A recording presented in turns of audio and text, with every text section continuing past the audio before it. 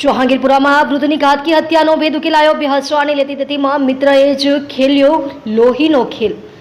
સુરતના જહાંગીરપુરા વિસ્તારમાં થોડા દિવસો પહેલા જ એક અજાણ્યા વૃદ્ધનો લોહી લુહાણ હાલતમાં મૃતદેહ મળી આવતા સમગ્ર પંથકમાં સનસનાટી મચી ગઈ હતી.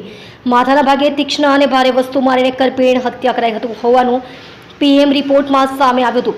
જોકે પોલીસ સામે મોટો પડકાર એ હતો કે મૃતક કોણ છે અને ક્યાંથી આવ્યો છે તેની કોઈ વિગત ન હતી. લાંબા સમયની શોધખોળ છતાં કોઈ વાલી વારસ સામે ન આવતા સુરત પોલીસે માનવતા દાખવી જાતે જ ફરિયાદી બનીને અજાણ્યા શખ્સ સામે મર્ડરનો ગુનો દાખલ કરી તપાસના ચક્રો ગતિમાન કર્યા હતા.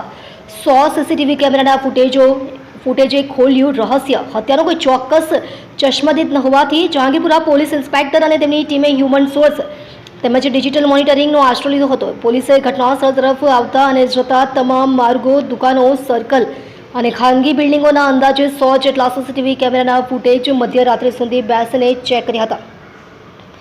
આ દરમિયાન એક શંકાસ્પદ ઇસમ હાથમાં લાકડું લઈને ભાગતો દેખાયો હતો. સ્થાનિક બાતમીદારોની મદદથી આ શખ્સની ઓળખ કિશોર ઉર્ફે મોતીરામ પાટીલ તરીકે થઈ હતી અને પોલીસે વોચ ગોઠવી તેને ઝડપી પાડ્યો હતો.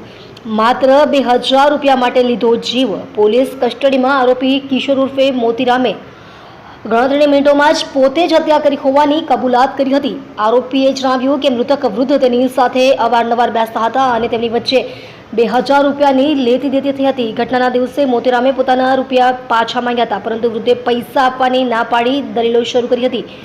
આ મામૂલી ઝઘડાએ ઉગ્ર સ્વરૂપ ધારણ કરતા ઉશ્કેરાયેલા મોતીરામે નજીકમાં પડેલો લાકડાનો મોટો ફટકો વૃદ્ધના માથા અને મોઢાના ભાગે ઝીંકી દીધો હતો.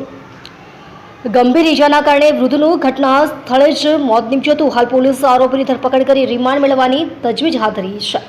તમે જોઈ રહ્યા છો DNY ન્યૂઝ ચેનલ રમન કૌરની સાથે.